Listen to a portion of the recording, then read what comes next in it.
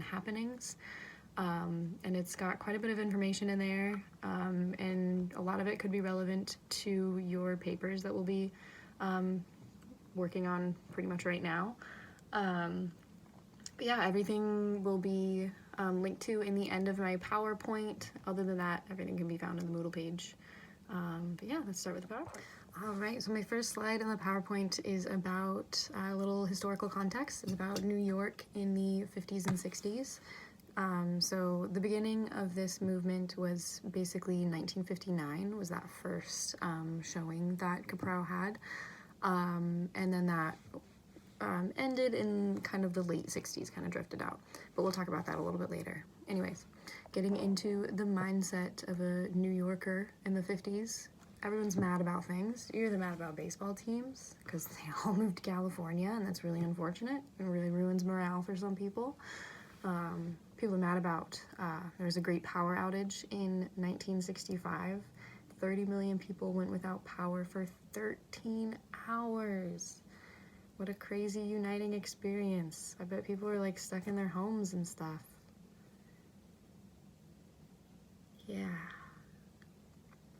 Anyways, people were also mad about strikes. They were either mad about the reasons they were striking, or the reasons that other people were striking, or the fact that other people were striking, or that people weren't striking. But either way, there was a lot of change in the working class. People were demanding rights for the first time. And so there's a lot of give and take happening and about to happen. Change is coming. All right. On that next slide, I have Allan's early life. So he was born on August 23rd, 1927 in New Jersey, but just a few years after he was born, he moved to Tucson, Arizona. He attended a boarding school there for a couple of years. He moved partially because of some childhood illness, and also just for a better schooling. But he moved there, and then he was away from his Jewish heritage, which kind of opened his eyes to a lot of new things, and definitely new art forms, as we can see. So here in Arizona, he found a love for art, especially for drawing, and that took him back to almost where he was from, back to New York City, and he attended an art-centered high school. And then from there, he went to New York University, Columbia University, and also New School for Social Research under John Cage. And John Cage was really influential in his life, was a mentor for him for a long time, and had a lot to do with happenings becoming what it became. But a significant portion of Allan's career was spent focused on happenings. All right, and then that fourth slide, I have kind of a wrap-up of where he went to school, in case you're interested, all of the places he went, just in case you're interested. And then Kaprow's influences. So he was very influenced by the Futurist movement, like we've talked about in class. There was also Oskar Schlemmer, who was a German artist, sculptor, and choreographer, something like that, in the 20s and 30s, who was, was taught under him for some time. He was also influenced very much by the 50s period of French art, emphasizing blue abstract art, which we've probably seen before. There's a lot of recognizable, just blue in shapes, the kind of thing that you look at and think, I could do that. But he was very influenced by that abstract and the use of open spaces and blank spaces. And then, like I mentioned before, John Cage, who was a composer, a music theorist, an artist, and he had a passion for philosophy. And he used a lot of non-standard uses for instruments. I think we mentioned him in class before. He made this weird piano where he like jammed nails into it and like marbles and stuff, so you would play it and it would make weird mechanical-ish noises, and that was successful for him. I can't imagine what that sounds like, but he used things like that, just kind of destroying instruments, but to make a new sound, thinking of them in a new way and thinking outside of the box. And then also abstract expressionist painter Jackson Pollock, who is pretty famous, pretty renowned for his work and his art. And then also the concept of combining art forms. He really enjoyed toying around with the idea of putting 2D art and 3D art together. So like paintings in the background of theater happening, or someone singing and sculptures around them, or things like that, combining things to create something new and something that hasn't been seen before, and then hopefully getting some kind of new message across to the audience and making people think outside of the box like he likes to.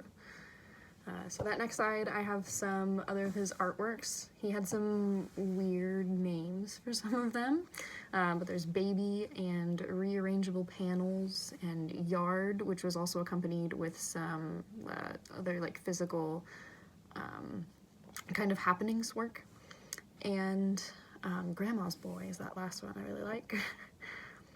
So then I have the pictures of 18 happenings in 6 parts. So I'm just gonna read, there's a quote from one of the sources I have listed in here.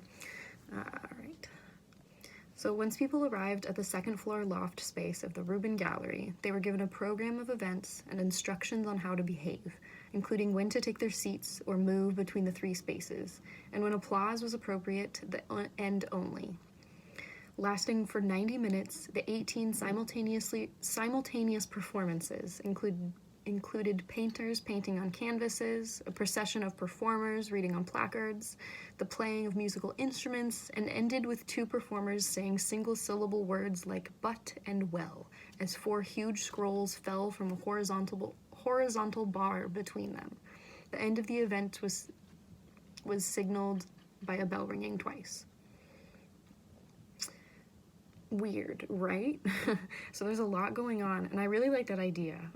As someone who lives with some attention deficit disorders, like it's really easy for me to get distracted by things. So the thought of having 18 things happening around me at all times, that I can just be looking around and getting distracted by one thing and looking at another thing, and just being brought into this world and time and space that has been created by all these actors.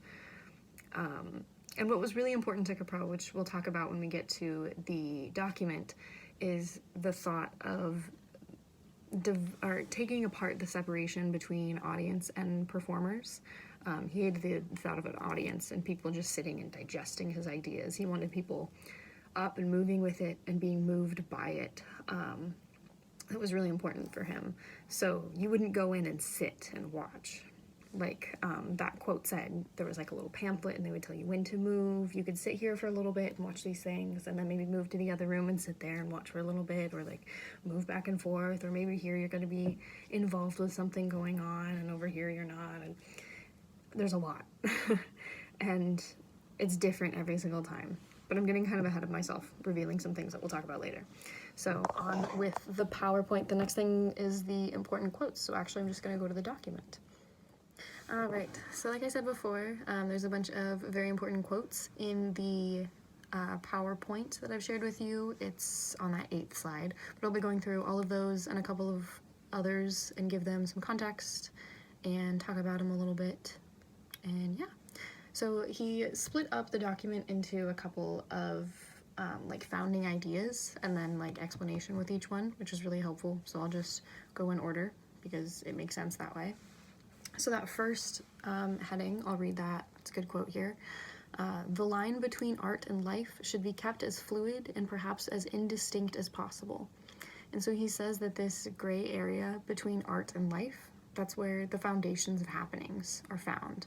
That's where, like, that juxtaposition between art and life and where it is the same, where it is different, what it means for people, that is where happenings should be found. And then the second one is kind of explaining a little bit of what happenings is, because it's kind of a complicated and indescribable movement in a way, but he does his best. So what he says is he is aiming to create something that is derived from anything except art or art derivatives, which is kind of contradictory to what he just said in the point before in my mind, but there's a little, he's mostly just saying be creative and think outside of the box and be inspired by things that people are not usually inspired by. But the verbiage is so similar in these two sections, it just seems like he's just directly contradicting himself, which happens in a couple different places along the document, so maybe he is, who knows. But yeah, think outside of the box. And then there's another quote here in that section. So the sort of freedom to accept all kinds of subject matter, like painting, sculpture, theater, soliloquies, banging pots against your head, whatever. To accept all kinds of subject matter will probably be possible in the happenings of the future, but I think not for now. Artistic attachments are still so many window dressings, unconsciously held onto to legitimize an art that otherwise might go unrecognized. So he's pointing out here that what he wants is not going to happen right now, and he's very aware of that. That there's a lot of like boundaries that he's got to break down, and stigmas and dogmas that he's got to beat out of us as artists and art appreciators. But he hopes and dreams, I guess, that it is possible down the road, that once all these things are beaten down, that people will be able to think like this and be able to combine all these artworks together and create something maybe cohesive, maybe not, but something that's going to make you think and something that's going to be entertaining. Yeah, and then also the artistic attachments. I do have a discussion question about this, but I'll talk about it a little bit here too.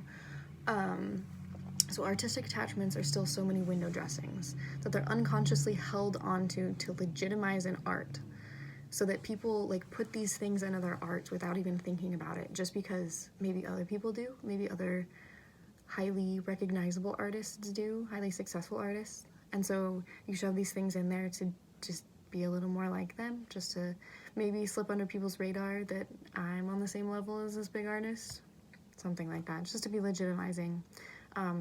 Could be as complex as what I'm trying to describe here, or it could be as simple as the format of a play, the format of stage directions. It could be any kind of just stigma that's, or not stigma, anything that's held on to that's not for the art itself, but is for other people to see it as something redeemable, if that makes sense. I hope it does.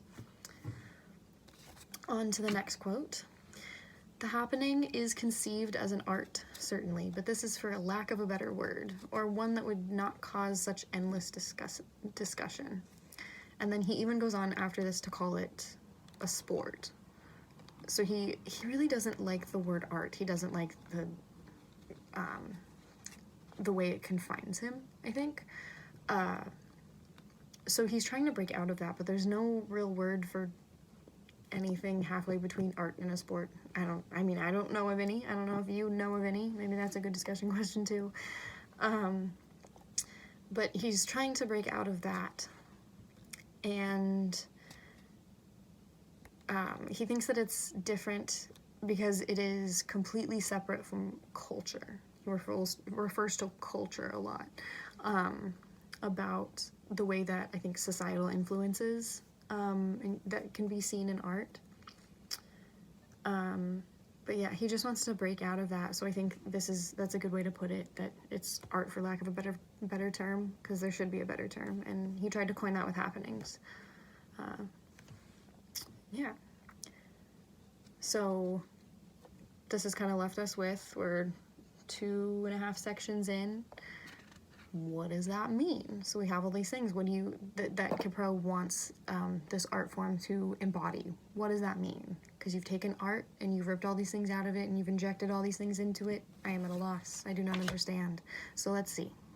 He says in his third section, time should not be linear or equal to real time. So he describes this really well in his paper. It's kind of like, so if you're like sitting at a dinner party with your friends and you're just chatting afterwards and everyone's like sleepy and full and maybe you're drinking a little, maybe the dessert's coming out, and time is very elongated and slow and just very blissful in the moment. And then a cop goes by. caught in a really fast, like, speeding chase, and the sirens you can hear from really far away, and then the lights come pouring into the room, and it's this fast action, and it brings the time back to being fast. So you've gone from these, like, elongated hours of hanging out with your friends and having a great time to, like, this fast time. And I really like this way of thinking about it, because I really like thinking about how time is relative and not really real. It's just divided up how fast we go around the sun, but I don't need to get into that. That time is relative, and it should not be linear, like he says. And he also says the same for space. So, like, his third and fourth sections are time and space kind of interchangeably, that these happenings should occur in many spaces, in many times, many locales, like hopping between them, and there doesn't have to be any kind of anything cohesive about that. It can jump around and there's no problem with that, because time is a construct. I think there's some pretty clear commentary from him here. And then again here he is mentioning about, like, this is possible in the future, this is definitely not possible now. And he doesn't really break down what we're going to do now being the 60s, to break down those things to get to this future, but he's really hopeful for that future. Whatever steps to get there, he's hopeful for the end. Anyways, he's talking about that it's possible far out, and then eventually when we have, like, brought it all the way around, the movement can return to restrictive canvases, or what he calls concentrated areas of art, because they will have beat the dogma that those kind of art forms are exclusive.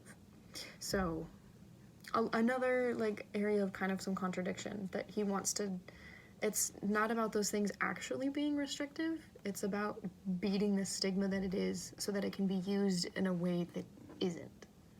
And I think that's really cool. If you sit there and chew on that for a little bit, like, you'll come around to it, I think. All right. Okay. And that next section, again, he's talking about time. It should happen in more times, more places than just one. And it's only logical. If you have a couple different spaces, you probably have a couple different times. You're not going to be watching something here and watching something there at the same time. Can't do that.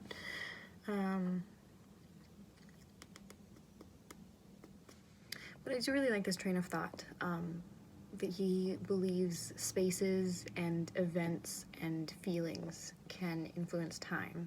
And even if it's just the perception of time, isn't that what time is? It's just perception. If everything is just perception, then perception is as real as reality. Anyways. Next one, happenings should be performed once only. And he says this because when he attempted to write happenings to occur more than once, he was very restricted by that thought, because you have to do things that can be repeated. And with what he wants to do, a lot of the things he couldn't do, and he didn't like that, so it can only be once. And there's a couple of caveats to that, I guess. And there's a lot of special cases to that rule, like things that can happen again, but happen very differently, where there's, like, a lot of room for creativity, maybe. So things can happen again, but look very different each time. But then he also says to that, actors, if they're in those situations, often resort to doing the same things if they're given the chance. So even if it's unconscious, people just typically resort to doing the same things. So he's not a fan of things happening more than once. So when you go and plan your happening, make sure it's only once. And this is another spot where he compares it to, like, a game or a sport. In that next section, section F, he says, eliminate the audience. I talked about this a little bit earlier in the PowerPoint, but he wants to completely break down that wall between audience and performers. And he just wants to integrate them together. So instead of watching, you are doing. You are in the moment. You are being moved by the movements. And a quote he's got here that I think is really important. Movements call up movements in response, whether on a canvas or in a happening. A happening with only an empathic response on the part of a seated audience is not a happening, but stage theater. So he's saying if you're just sitting there and just thinking about it, it's nothing. It's stage theater, but it's nothing to him for what he's working for. That's not what he wants. So there is a difference. It's not theater. It's not, like he said before, it's not art. Almost, but not quite. And then also saying that people should learn from the experience, not just by watching, which I've kind of touched on already. And then again, there's a little bit of contradiction here, because he then also says that once the audience involvement has become used in cliche, like if this caught on, then eventually it would be used in cliche, and at that point, then they could turn it around and go back to the theater style art, and then it would be effective. So all these things, he's looking to the future, and he's got his mind on coming back to the location, or to the spot in art where we are now. So I think that's really interesting. It's a weird perspective that I haven't seen from any of the other manifestos that we've talked about in class. All right, and then almost done here. So one more big founding idea is that materials and relationships are happenings.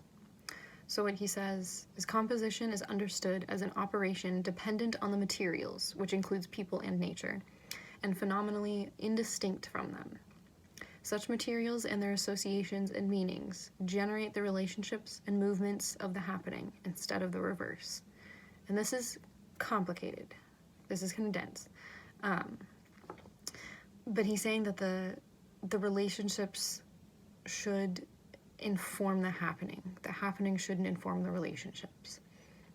So I guess a good way to put this would be, if you're gonna create something, you should not sit at a desk and think, what can I make? You should get up and you should make.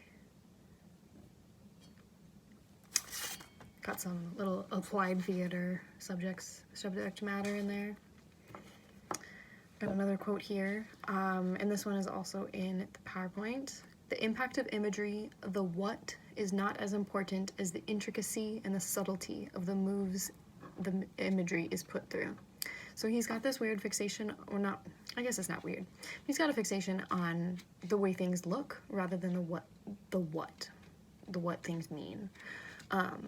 So it's way more important that people are looking and intrigued and maybe thinking about it than the perceived themes that they should be getting from it. Because it's really hard to put everybody in a room and make sure that everyone, even if they're seeing the same thing, people aren't going to be thinking the same thing. There's no way to ensure that. So why gamble? Just make it pretty. I think it's not a bad idea. And it really puts the focus on creation rather than perceived meaning, which I think it's interesting. And then he also says that happenings can arise when many similar items are juxtaposed. So there's a point in here where he lists like 15 things that are round, like circular objects, and says when these things are juxtaposed, when they're compared and contrasted, that could be a happening. That could be it. That could be the subject of one. And I don't know what that means. I'll be completely honest. I don't know what the next steps would be for that. But there's a prompt there. And if you got like a couple of creative minds in a room and gave them a bunch of circular objects like that, you could probably create something out of it. And I think that's what he's pointing at. Maybe not, wouldn't be creating what he wants, but there is art in nothing, and there's art in everything. And he's pointing to that even with these weird circular objects in this metaphor, that comparing anything is a happening. Pretty cool. He also goes into what he calls the chance method, which is staging something. Instead of having like a script, actors are cued by random things, like a car backfiring outside, or a car horn, or a siren, or someone sneezing, or another actor tripping, or just random other things. So the environment outside of the play, or not the play, excuse me, outside of the happening influences very heavily what's going on inside it, and it creates something different every single time, because that car isn't going to backfire at the same time, and that person isn't going to trip at the same time, and that sneeze will sound different next time, and people will react different next time. So it gives a little more wiggle room for repetition, even though he doesn't like it. I think here he would find a little leeway for it. And he also says the advantage is that it's not just that it's always different, but that it's pretty much unrehearsable. You can rehearse the little bits where, you know, you trip, or where whatever reactions you have to the noises that happen, but you can't really rehearse something like that, and that's something he finds precious. And then I'm on my last note card here. So above all, this final quote: "These guidelines are not ironclad rules, but fruitful limits within which to work. As soon as they are found to be useless, they will be broken, and other limits will take their place."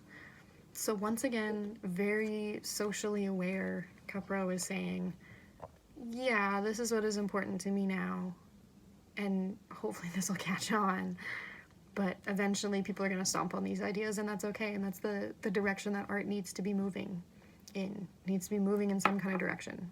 Like a fish, you got to be moving forward to be alive. And I think that's really amazing that he's so self-aware and so introspective of the art and the history of it, especially because in where we are right now in class, that's our job, is to be so introspective of the history of it and the way that it has changed.